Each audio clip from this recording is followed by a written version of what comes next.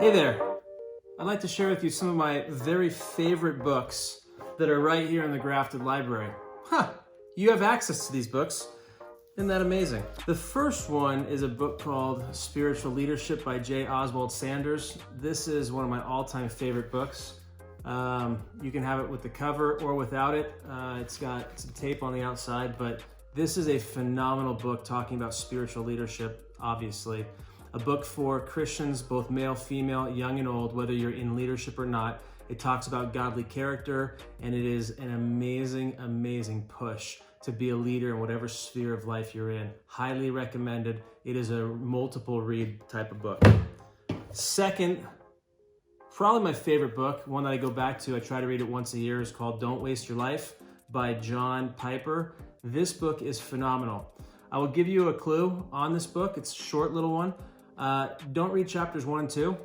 Skip those because they're not that great, but beyond that, it is phenomenal and super encouraging how to love Christ, how to serve him, and how to not waste your life. It is a charger, challenger, convictor, but really solid book. So don't waste your life, number 2.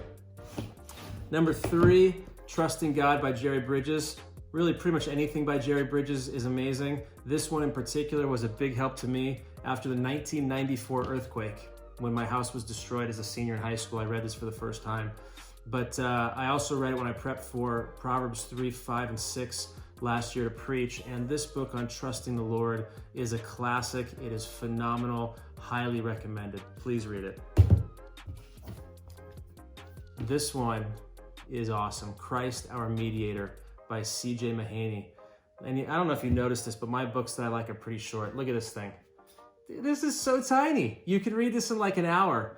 And it is a book that talks about the glories and the greatness of Calvary and how Christ, as our mediator, has delivered us from sin and Satan and hell.